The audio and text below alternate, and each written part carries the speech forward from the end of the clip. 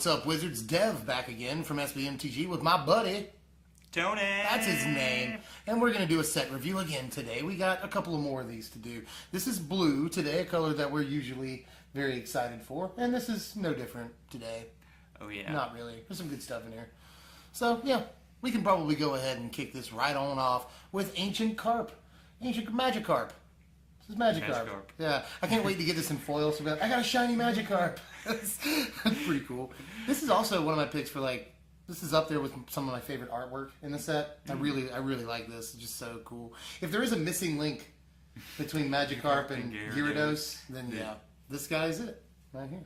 All day. I don't think we can actually say much about him as a card, though. He's 5 mana, 2/5. You'll get him in sealed as probably 1 or 2 of at least. Yep, he's a mana more than a Pillarfield Ox, and he gets 1 more toughness, you know. So you can make an argument this is fine, but I don't think so.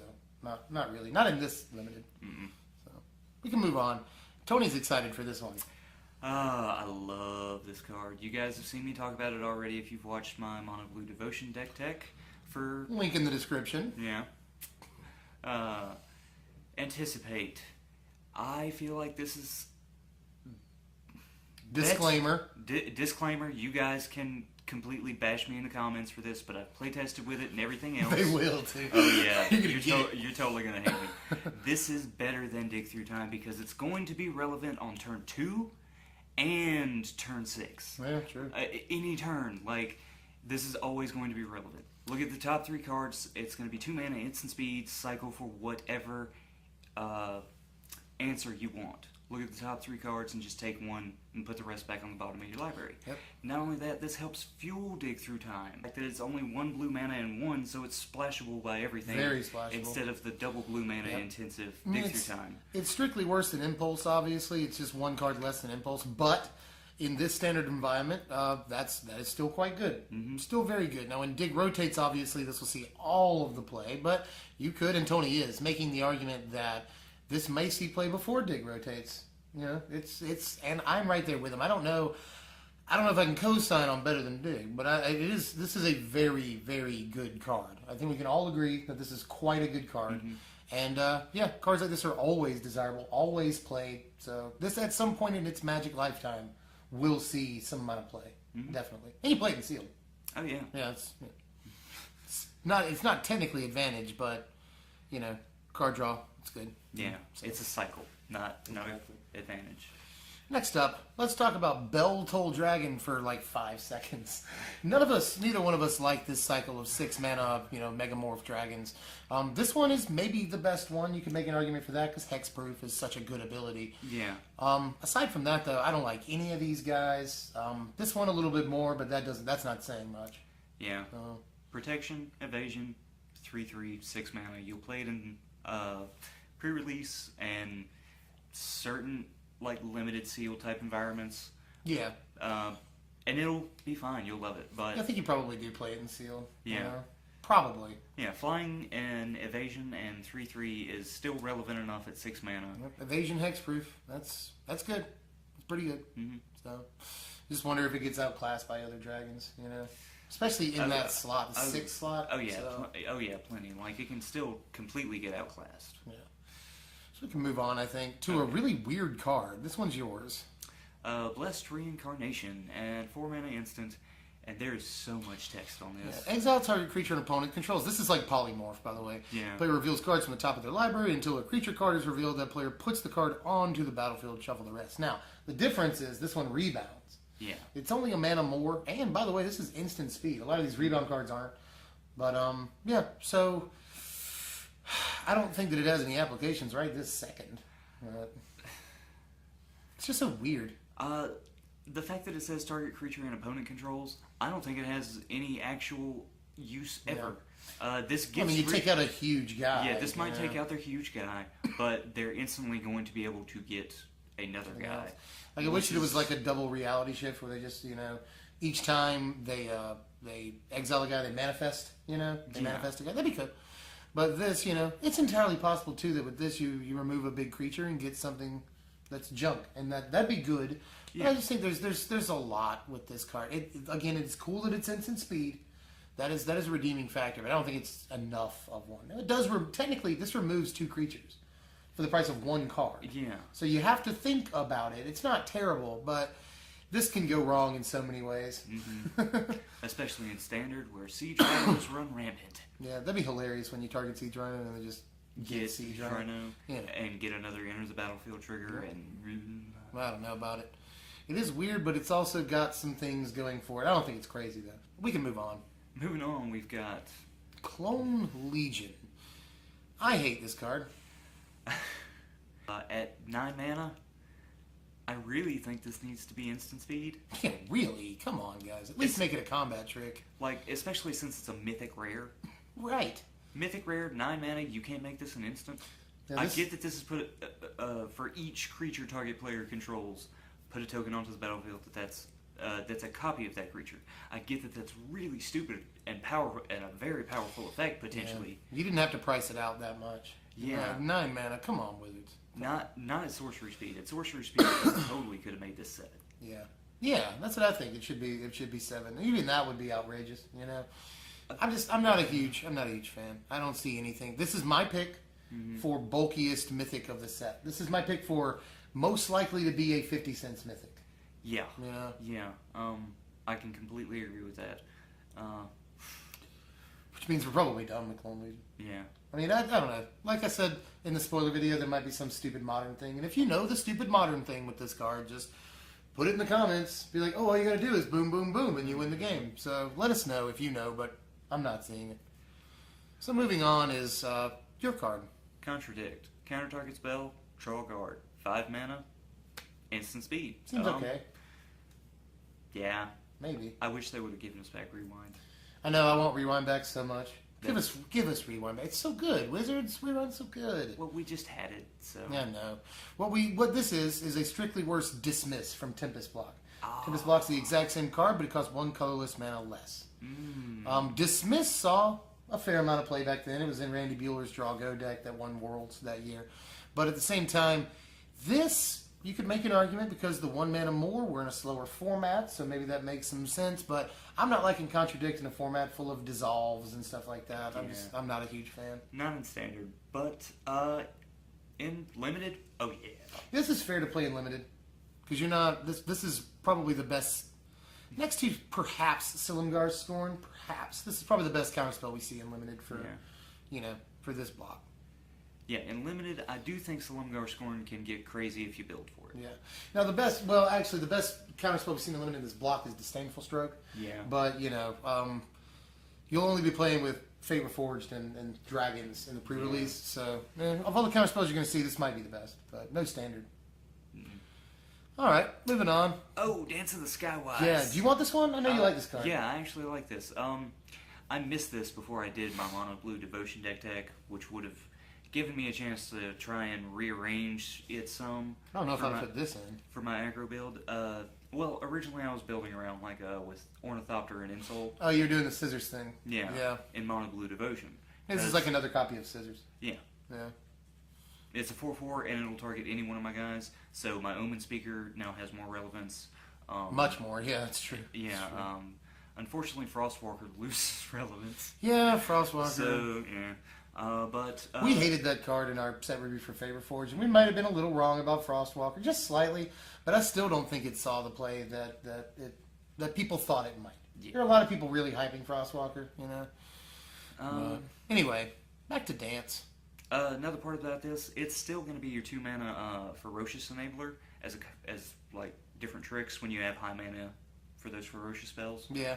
And now in Limited, this is great, I think, because it's going to take out a lot of dragons. Yeah. They're not going to see it coming. It's a great combat trick to deal with those 4 toughness dragons. This is fine for that purpose and that purpose alone. Mm-hmm. Yeah.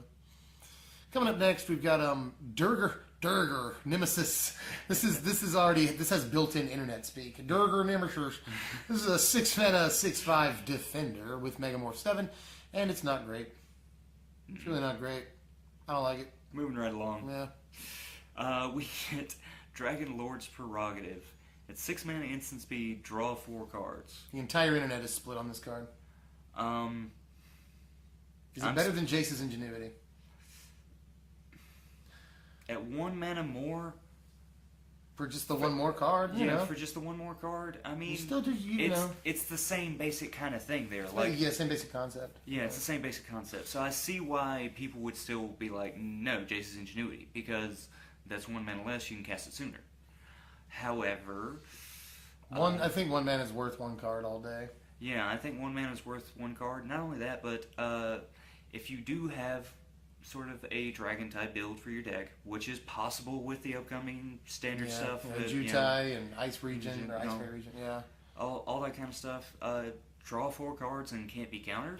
Yeah, in the control mirror, this is probably fine. Yeah, this can become a relevant thing. I mean, like I never really countered in the control mirror. I never really countered opportunity. You know, you don't really counter Jace's Ingenuity. You know, you counter the relevant stuff they play with it. But then again, in the control mirror, a little devil's advocate here. Whoever gets the most card advantage usually wins. So you do want to counter that. Maybe they draw more cards. So much. Draw card advantage because this is 3, which is the most we're going to have out of the entire set of standard right now. Yeah. This is the most card advantage you can possibly get off of 1 card in standard. So that seems maybe relevant. People say it's a strictly better opportunity, which it is. An opportunity saw standard play. Yeah. So I think final result, this probably will see some play in some things. I don't mind Dragon Lord's Prerogative, but I'm not going to like sit here and pimp it. It's okay. It probably will see play though. Oh yeah. So moving on, this is Elusive Spellfist, and I wish it sucks they can't just print the word prowess on him. I mean, he doesn't get the toughness bonus, you know, but this is a prowess guy.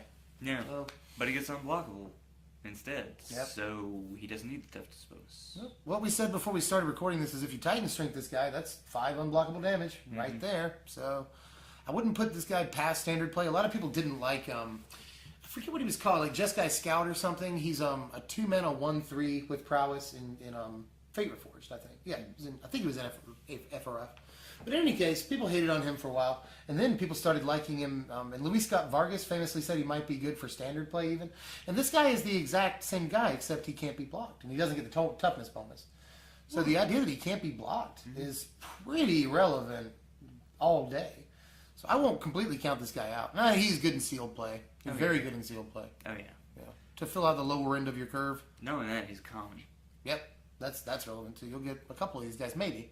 So, moving on. What's this card? Encasing Ice. Nice little flash enchantment here for us. Yeah.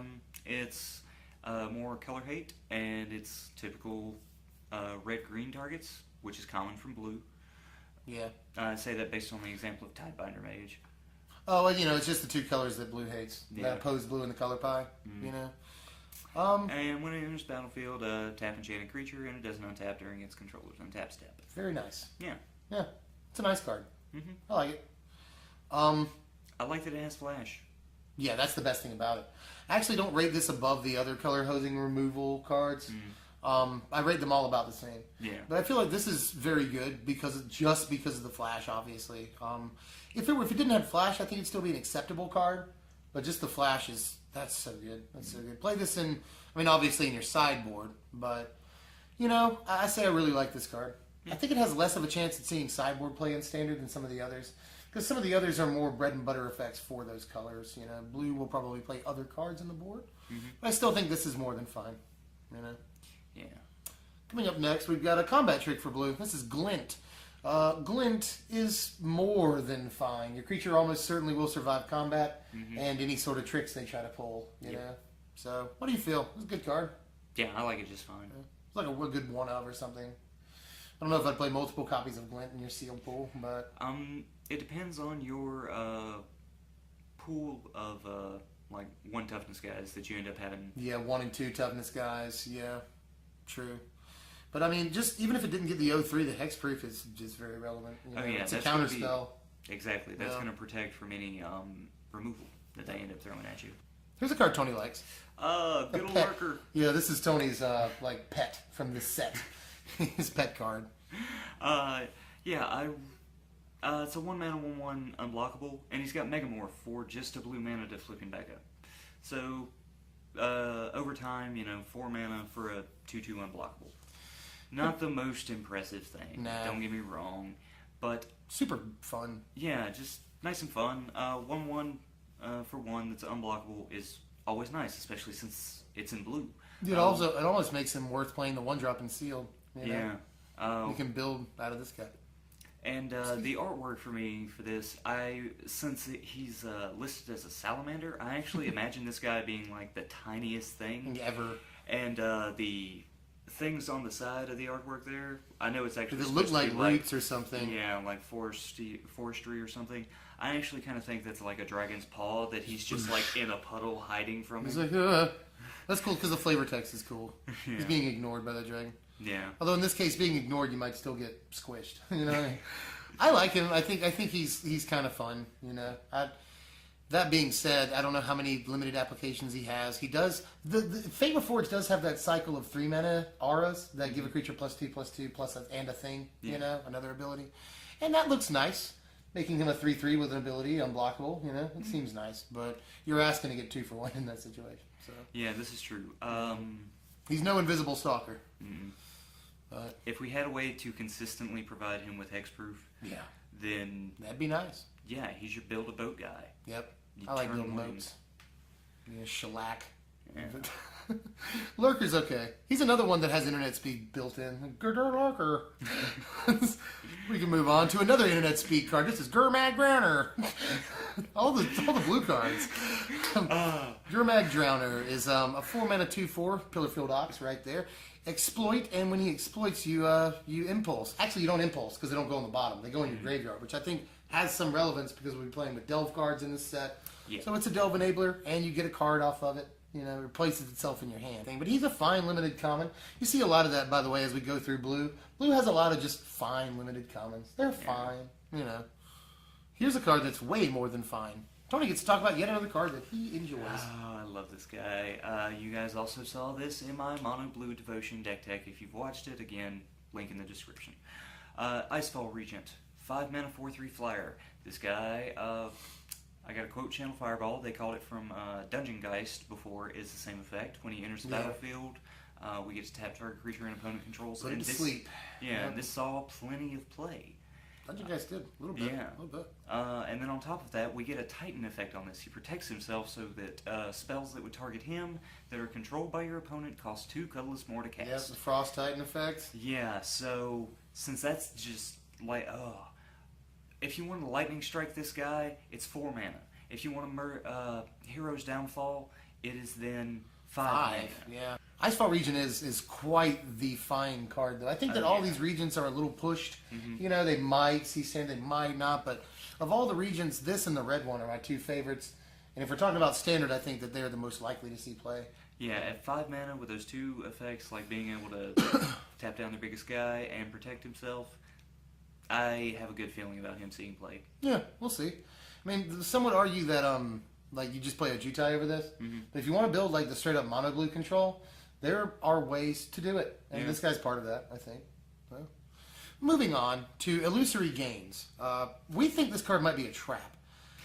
This is a 5 mana control magic, so that sounds good so far. But whenever they play another guy, you attach this to the guy they just played. So any junky top deck that they rip off, and they're like, "Oh, this is a 2 mana 1/1." I don't know. So many problems. In Sealed, I do like this because Stealing Guys is good. Like Stealing Guys is literally always good, no matter what. But I do think that this one is slightly jankier than a lot of the other Steal a Guy cards that we see. So in Mono Blue, if you just like kept them from ever sticking another creature, this might be kind of good. Yeah. Maybe. But we can go ahead. All the essence scatters that we don't have. We don't even have. Yeah. Next up, though, we got to learn from the past.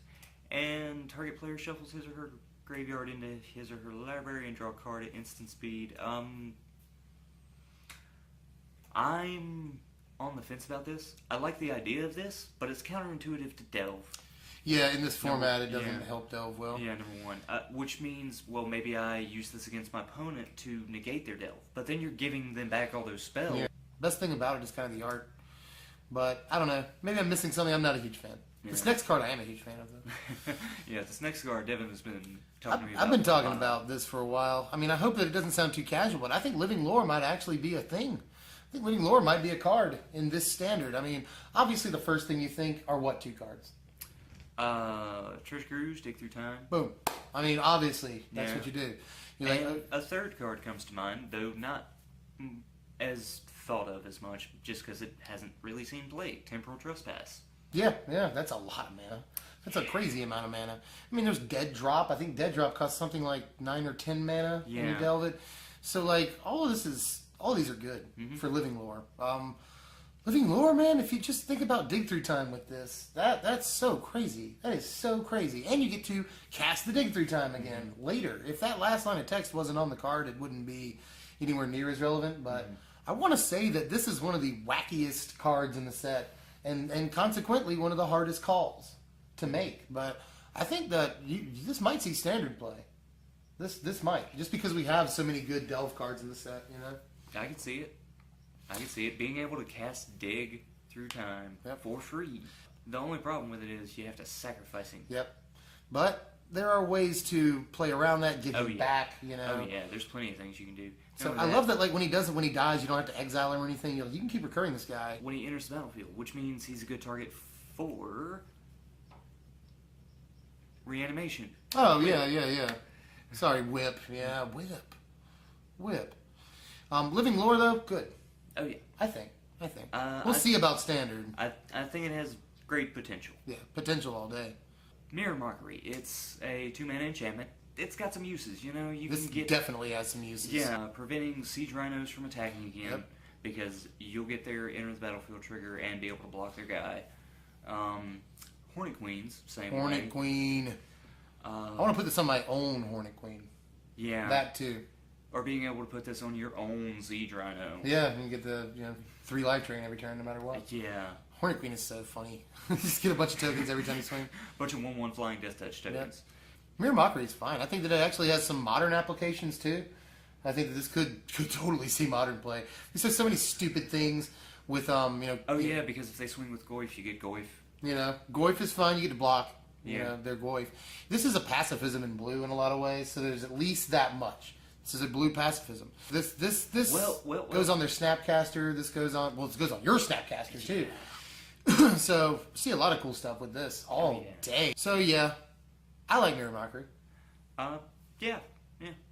I think it's a solid 2-mana blue card. Yeah, all absolutely. the way around. Like if this does nothing more for you in sealed than pacifism, it's already done its job. Yeah. So definitely. Next up, we got Monastery Lore Master. I don't know how much either one of us really likes this card. Generates value, but for an insane cost, and only has the 2 toughness at 4 mana. I'm not really. Nah. Yeah, screw it. Yeah. Let's move on. Moving on, we get Mystic Meditation. 4 mana, draw 3 cards, and then discard 2 cards unless you discard a creature card. At sorcery speed. Why is this sorcery speed? Nah. It's 1 mana too much. It's sorcery speed. No. This does technically generate advantage. Yeah. But you're probably going to have to get rid of a thing that you don't want to get rid of, first of all. We saw Thirst for Knowledge a long time ago, but that was 1 mana less and instant speed, and you had to pitch something that wasn't as relevant. This is just a strictly worse card in literally every way that it could be worse. Yeah. And I do not like it at all. I think the coolest thing about it is the name, and it kind of makes me mad that a name like Mystic Meditation, which is ostensibly a cool name, is now used up on this card. That's the most I can say. Coming up next, we get a card we all know and love, and the best art ever on Negate. Always. Yep, you'll play it. Yeah. Probably. I mean, it won't be in your main or anything, but a lot of people board this in, and this is a relevant card. Yep. Negate is relevant. Can't wait to have that in foil, because you know that in foil, that spell she's casting is like, psh. Yeah, it's going to be beautiful. It's going to be really pretty in foil. Go ahead. Ojutai Interceptor, 3/1 flying for 4. Yeah. Every time I see Interceptor, I imagine, like, I don't know, I think of football. There's like a guy diving in front of him and he grabs the cat. So this guy, maybe. Bolster target. Hella bolster target. Oh, yeah. On top of that, his Megamorph is kind of pushed for a common, actually, because it's the same as his hard cost. Exactly. And since you can morph him, when you cast him as a morph, he's 3 colorless. Yeah. So he plays himself on curve. Yeah, that's what I was gonna say too. That you got exactly. You play him 3 on the third. You play him on the 3rd turn. You Megamorph him up on the 4th turn. And now, again, I talked about this earlier. He has 4 power, which is very relevant because he can take out 4 toughness dragons. That is quite important. I like Interceptor a lot, actually. I do hate the 1 and 2 toughness, you know. Yeah. But at the very least, what you want this to do is trade up with one of their dragons, and that's what it's meant to do. Yeah. So, Yeah, this card's good. In the sealed meta, this card's quite good. So we can move on. Oh yeah. To a Jutai's Breath. I think both of us like this card. Oh yeah. Yeah. Um. I like to imagine that his breath is really bad. And those people are like, ugh! I like the fact that it's Ojutai in the background there, just Yeah. like Just throwing laying it ice down, too. Yeah. everywhere. Just laying down the law. Yeah. Like, alright, you can freeze to death if that's how you feel. Fine. Humans. These sleep, these freeze effects are always good in sealed. Yeah. This is no different. Hell, again, this is instant speed. Instant and it speed rebounds. combat trick, and it rebounds. Yeah. So I really like this. I think this is one of the better removal pieces in blue. I like this card a lot. So yeah, and just again, if you're newer, how you play this card is they announce their attack step, and that's when you play the card. Yeah. And then it's tapped down for that attack step and their next attack step, and during your next turn, and yeah, this card is good. Oh yeah. These cards are always good. Moving on. Moving on, we get Ojutai summons, and meh. Meh. Yeah. I mean, it's what it really says is 4 power, 4 toughness, flying for 5 mana. Yeah. Spread amongst 2 creatures is usually good too. The problem is that it's sorcery speed. So the way this card plays is you play it, you get a 2/2 guy, then you say go. They take their entire next turn, then you untap and you get another 2/2. So I wish that it just immediately made 2 2/2s. That'd be fine. But waiting that extra turn, I don't know how much I like it. The only other thing I'll say about it is that it blocks 2 of their dragons. Yeah. Or it blocks a dragon twice. Yeah. It can block a dragon twice while you fish for stuff. But I don't know. I'm not a giant fan of it at all. Next up, something I would rather be locking a dragon with. Yeah, all day. I like this card. This is Palace Familiar. Yeah, pretty bread and butter, honestly. These cards that draw you a card, blue almost always has one of these in limited. These creatures that draw you a card when they die, replace themselves, we call it, are always good. And this one chump blocks literally everything in the format. Yeah. So, good card. I'd play this. Oh yeah, all Yeah. day. Play it. Play it. Next up. Next up, we got Profaner of the Dead, and we were talking about this earlier. He's... Yeah. Yeah. Yeah. He seems like he could be a really cool bomb in limited. Yeah, If you do it right. if you do it right. If you get lucky and you get this guy and Crater Elemental, then you have a trick. Yeah, that's a cool trick. Because that's all their guys. Yeah. That's all their guys, you know. Except for the 7 mana guys, which they probably will not have played by them. Yeah. But yeah, I like Profaner a little bit in sealed. I hate that you have to kill one of your own guys and all you're doing is bouncing guys. That's a problem. But honestly, you know, I feel like first of all it's a hill giant. Yeah. So that's an argument for it. Second of all, you can bounce, 3 guys, sometimes 3-4 guys. Oh yeah. You know, Yeah, so you that's can really definitely good. Potentially bounce. And third of all, I think most importantly, he's carrying a guy's head around. So that's, yeah. Just start calling him Fatality. Yeah, Fatality. There we Yeah. go. But we can probably move on from Profaner. That's a cool name, too. Profaner. By the way, that sounds really dirty. Profaner of the Dead. Yeah. Like, in what way are you profaning the dead? That's... Well, he's taking their heads. He's at least taking their heads and showing them to people like, eh? Oh, I know who he is. This is the guy that goes around and collects heads for those guys that make shrunken heads. Oh, maybe. Yeah, maybe this is the bring out your dead guy. See, bring out your dead. And so he's so desensitized to it, he's like, hey, this guy's head came off.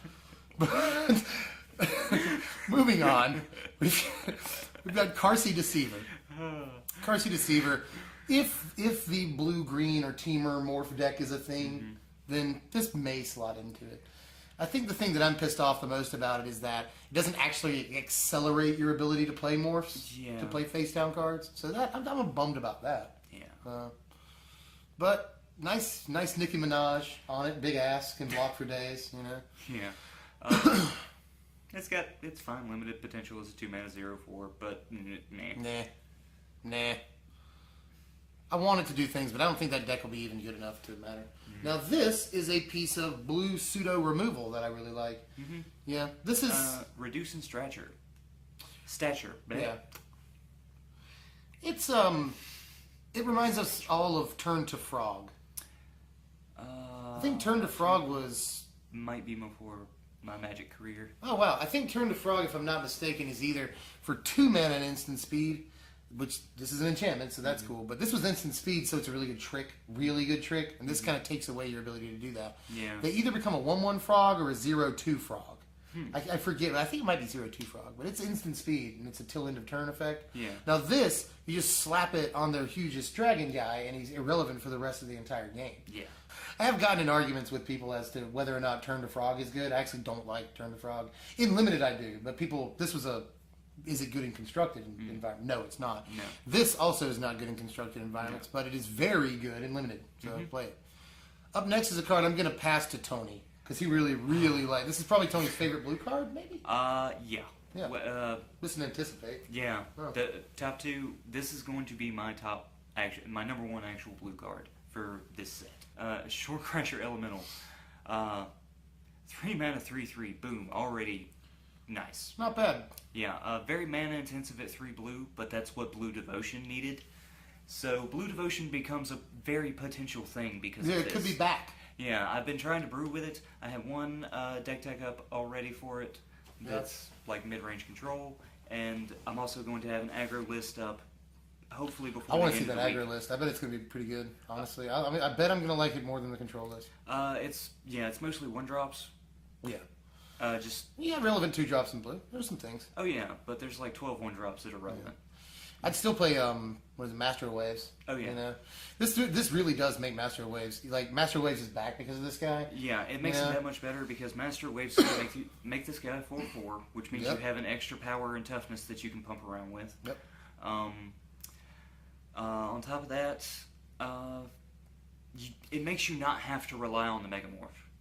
Yeah, and it gives them a different extra target to take out, like when this guy does become Megamorphed, if you've got Master of Waves on the field when you go to protect him. I mean, logically, the idea is you play a 1-drop, 2-drop, this guy, and then Master. You got a bunch of tokens on your hands. So, yeah, just for Master Waves, I think this guy is relevant. Not to mention that he protects himself very well. He's no Aetherling because, you know, he doesn't... He protects himself and he pumps, you know, but he has no evasion of any kind, which is a huge issue with this card. This is true, which is why the deck that would mostly want him as Blue Devotion, they also run Thassa. Thassa can make him unblockable. Exactly. Yep. The biggest problem you have with him though is that when you go to protect him, since he comes back face down, automatically every time, guaranteed. Yep. He's vulnerable then. Yep. And it's a problem because, you know, only having to put up 1 blue mana, we're used to that. Morphling, Aetherling, whatever. Yeah. But ostensibly, having to put up 6 mana, 2 of which is blue, is asking a lot. That is asking a lot. But, you know, 9 times out of 10, you're just going to leave up the 1 blue. And at that point, if they remove him, you flip him down, and then they remove him again. You've just 2 for 1 them. Yeah. So that is also fine. Yeah. You know? I like Shorecrasher.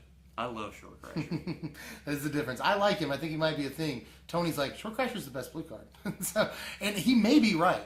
I don't think we've seen a blue card this pushed, a blue creature this pushed since Aetherling. You know, I mean, even Aetherling we had to wait until rotation on. Yeah. Yeah, I mean, it wasn't a thing until rotation. Innistrad rotated out, and suddenly Aetherling's here. Yeah. You know, we had to wait a whole 6 months for that card to be a thing. We may for Shorecrasher, but we'll see. That's because we had Geist. Up next is Sidisi's Faithful, which is either really good or really bad, honestly. A 1-mana 0/4 seems fine. The exploit, here's my issue with the exploit, okay? You have to sacrifice a guy to simply bounce a guy. So you lose a guy forever, they get to play their guy again. That's my number one problem. Yeah. You know, but for all intents and purposes, this could be fine. This could be. It's still bounce a creature, and bounce is fine. Yeah. Especially with all the +1/+1 counters we see running around in this set. So there's that at least. Green produces +1/+1 counters like easy, lemon peasy. And this card deals with that to an extent, you know. So there's that. But honestly, I can't get over the fact that you sacrifice a guy forever. You never see him again, and they get to play their guy. And probably look at you like, I get my guy back. Shit-eating grin. Next up is a card for all the Thundercats fans. Sight beyond sight. Sword of Omens! Give me sight beyond sight. Aside from that, the card's not very good, though. If this was instant speed, I would be all on it. But I know. Sorcery speed, nope. Too Sorcery slow. speed, you're instantly bad. And moving on to something that has sorcerer in it that we like. Yeah, this I think might see standard play. This is Silumgar Sorcerer. This is 3 mana 2/1. It does all the things though. Flash flying. So I think 3 mana 2/1 flash flying is fine on its own, especially in sealed, because at the very least this can be a surprise chump blocker. That is the literal very least. That is the bottom rung of what this card does. Everything else is even better though. So, is it worth exploiting a creature to essence scatter? I think so. Depending on the situation, yes. This may be the return of, and I don't know if I want to call this for Modern or especially Legacy, but in Legacy we have seen the return of the fish deck, the blue or blue-white a lot of times, tempo deck. That's an aggro deck that just disrupts and then gets in ping damage until it wins the game during combat. And this goes very well in maybe a standard version of fish. Because it does all the things fish cards like to do. It has evasion. It has an added ability. It has flash. That's pretty good. Yeah. So this card just has so many different things that it does that I can't help but like it. I do like this card. Anything to add on Sorcerer? 'Cause I know you like the card too. Yeah. I like the card. Think it's fine. I love the flavor for this. There's some conspiracy about like. Yeah, we don't know if the Silumgar people are working for or against Silumgar, you know? My bet right now is that most of these guys are actually working against Silumgar, that they're in conspiracy to try and take down the dragons. Vive la resistance! La resistance! So I die. La resistance lives on. And he will die. The guy he exploits will die. Yeah. Yeah, like you should sing the South Park Resistance song as you exploit the guy. If I get to play in a pre-release with this, I will memorize that just so I can do this. So I die. It's this is fine. The reasoning is too that like Silumgar Assassin can kill Silumgar. This can counter Silumgar. Yeah. So maybe they're working against Silumgar. We'll see. And this next guy, you could make that argument too because it looks like he's like sucking up the fire breathing from a dragon. This is Silumgar Spell Eater, and there have been arguments that this might be a card in Standard. I don't think so at all. This is strictly limited play, but in limited play it is very good because it's going to counter a bunch of high cost dragons that we see at the top of the curve in this set. It's mana leak on a 2/3 stick for 5 mana. Very good. Yeah, I mean 8 mana investment over time. Yep. But that's the issue. Yeah, so that's kind of bad. But we already saw one 5 mana counterspell that said we would definitely be playable would be playing in limited. So and with this as an uncommon, having an extra counterspell option like that, and you get a creature out of it, just fine. Being able to counter a spell, either counter spell or kill a creature, obviously, are my two favorite things to do when flipping a card up. Everything else I'm not really a huge fan. Like I don't care about +1/+1 counters and all this stuff. But being able to either counter a spell or kill a creature easily is my two favorite things to do when flipping a card up. So I think this has a lot of relevance in sealed play specifically. I don't think anywhere else, but you're gonna flip this down third turn. A couple turns later, they're gonna go to play their bomb rare dragon, and you're gonna counter it. So play this card is our advice. Yeah. Here's another card Tony's played with a lot. Yep, this was another one from the Mono Blue Devotion deck, which may seem strange. Silumgar Scorn. Normally you don't see too much counter magic in a Blue Devotion deck. Yeah, it's more mid-range oriented. Yeah, we had an attached ability on Judge's Familiar in the original one. But Judge's Familiar was so good. Yeah, that was a good card. But in this format we don't really have anything like that besides Mind Reaver, which, don't get me wrong, is great for 2 Blue Devotion, but you also have to have heroic spells to target it. Oh, yeah. To make it worth anything. Yeah. Might just play him, though, because he's a 2 blue mana creature. You know what I mean? I mean, it's that level right now. Yeah. Otherwise, 2 blue mana, counter target spell for 1 extra mana. That's not great. So this is somewhat relevant, I think. What I'm trying to get at is that the counter a spell unless they pay 1 is good, because especially in Standard, everyone plays on curve anyway. Yeah. So, I mean, up to the 5th turn, this counters things the same way that a hard counter would. Exactly, so, which is why I had it in the Blue Devotion. It's going to be in there, it ended up being a hard counter most of the time. To play testing. I would usually have an Icefall Region in hand or 1 on the board, and boom. Man, two blue mana to just hard counter a spell is a hell of a card. They should probably print that. Yeah. I don't think it would break Standard. I mean, we've never seen that before. Moving on. Let's talk about Skywise teachings for probably just a second here.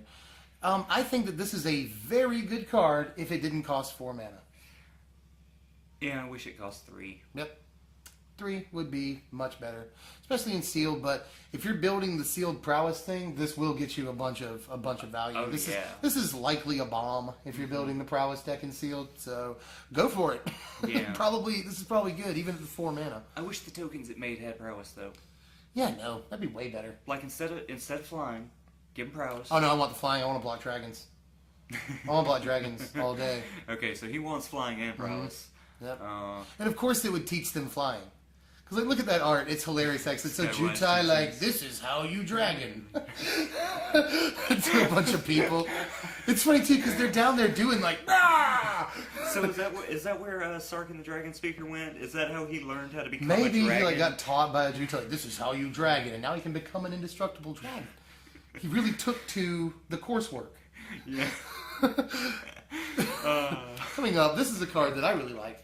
This is Stratus Dancer. When he was first spoiled, he's a very early spoil. But when he was first spoiled, I was super excited about him. And he's got a pair of Sai, like Yeah. Raphael, so that's cool. He kind of looks like Vega from Street Fighter. Yeah. I tested this out in my original aggro devotion thing. And he was great as just a 2-mana 2/1 flyer. Yeah, totally. I mean, it counters other counter spells in the control matchup. It counters removal, which is obviously that's what you're going to do with it if you flip it up 9 times out of 10. Yeah. This is important, in this counters mass removal spells. This counters Crux of Fate. This counters in hostilities. Yep. So, if you are playing blue aggro, that's one of the only decks that just can, like, not even care. Yeah. Not even care about in hostilities, So, and you got plenty of time because they got to get to 5. Yeah. And you morph this third turn and you just leave it hanging, We can move on, I think. Stratus Dancer is good, though. Oh, yeah. He's one of my favorite cards. She's one of my favorite cards. Maybe in a set. I don't know about my top 10 or anything, but she's way up there. So this is Taigam's Strike, which I think is a fine limited card for what it's worth. Oh, yeah. When everything is like 4, 5, 6 power, giving something unblockable is good. Yeah. And flying isn't as big of a thing as it usually is in this set because so many things fly. Yeah. So straight up unblockability is the most pure form of evasion and is very good. Coming up, we got Updraft Elemental. 3-mana 1/4 flyer is just fine. That's limited. yeah. I think that's more than fine and limited. Yeah. I played 1 copy of this maybe. It's common. You may get one. So it's not a wall. You can swing if you wanted to. I think it's kind of cool. Yeah, that's a very important note. So I like him. I like him for what it's worth. Sometimes you see the 1/3 flyers in limited, and those are always desirable. So this is good. Yeah. Coming up next, we've got Void Squall. Void Squall is sorcery speed. Yeah. Yep. Sorry, guys. I think that this is, again, probably more than fine and sealed. More than fine and sealed.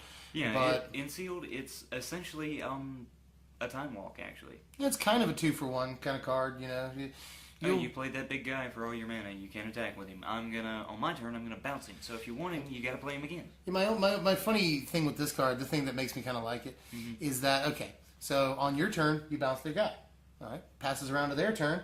Their guy's in their hand, but they know full well that if they play the guy again, you're going to bounce it again. Yeah. Okay? So, there's a weird thing there, do I play the guy again? He's just going to get bounced, but if I don't play the guy, he's going to bounce another guy. Yeah. So, it's kind of a pain in the ass for your opponent to play against this in sealed. But in standard, it's just not instant speed. So, nothing's going to happen. Yeah.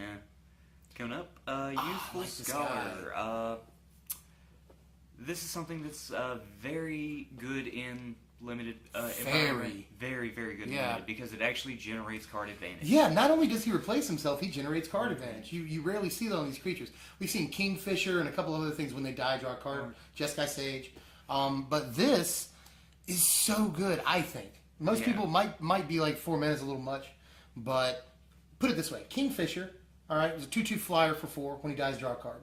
This loses the flying, you get an extra card. That's fine. That's great, actually. And not only that, but the guy looks like a total prick, which I love. You're gonna want to block with him just to kill him. Yeah. He's laying back on the bed like, no, I'm just waiting. I'm just studying this scroll in this luxurious bedroom here. But one day he's gonna be called to. That's the tragedy of Youthful Scholar. One day he will be called to military action. He'll leave school. And then apparently we will absorb his knowledge when he dies. Yeah. So there's that. Moving on to our final card in the set, actually. This is or in blue. Yeah. This is Zephyr Scribe, and I think he's actually kind of interesting. A 3-mana 2/1, and you can loot with him, even though it friggin' costs mana to loot. I hate that, but you can loot with him, and when you prowess, you untap him. And that's nothing to scoff at. That's quite good, you know. He reminds me of Electrode, sort of the thing that taps for a mana to ping. Or, you know, you tap it to ping, and then when you play a non-creature spell, it untaps. It's kind of like that, you know. You just go around looting all over the place. Yeah. That's why I hate that he costs blue. You should just be able to tap him. That wouldn't be broken or anything. You know, it's just 2 loots in one turn instead of 1. Like, oh, who cares? That's fine. But at a 2/1, I don't like his PT for 3 mana, you know. But he's not going to be attacking or blocking. You know, he's going to be one of your big draw sources, especially since he's common. Yeah, exactly. I'd probably play this guy in sealed at common. Blue gets a lot of good stuff, reliable cards in the common slot this time around. Yeah. Which often blue does very well in uncommons, which it does have some very fine uncommons. But we see some good support in blue at the common slot in this set, you know, which is more than fine. I'm not actually super impressed with blue in limited. You know, I think that blue has some fair standard players. I think that in limited, blue is a great second color. Right, you know. Exactly. Because there's so much splashability on all the cards. Between all the cards you want to play in that limited environment and whatnot. It's a great second color. Support, you know. Support. That's the word I'm looking for. You know, you have to have a main color, but I feel like blue usually does very well in limited environments because it has flyers. But again, that's not so relevant this time around because every color gets flyers. So we see that blue may not necessarily be the odd man out, but may not experience the same amount of success that it usually does in limited environments. So, well, I think that was our impression of blue for Dragons of Tarkir right there. You know, it's definitely probably not as good as it usually is in limited environments, but still a fine support color to back up, you know, other colors. And it definitely has great effects in it. You know, like I'm still looking at Youthful Scholars. That's a very good card. Yeah. And there's lots of those that are just kind of very good cards, but not the best card ever. And that makes for a good limited, you know, environment usually. Tomorrow we'll do white, which I think might be one of the best colors in the whole set for standard and limited. Oh. Yeah. Let me say that right now. I think white is a very strong color, but you'll see what we're talking about tomorrow, guys. Until then, my name's Devin. This is my good buddy, Tony. As usual, he's a nice guy. And we'll see you guys next time, man. Remember to like, share, comment in the thing where there's a thing for you to leave the comment things. And we asked you a couple of questions this time around. Make sure to get back to us on those because we are very interested in what you guys think about some of these cards. Oh, yeah. In any case, I'm Devin. He's Tony. We'll see you guys for white next time. Thanks for watching, Wizards.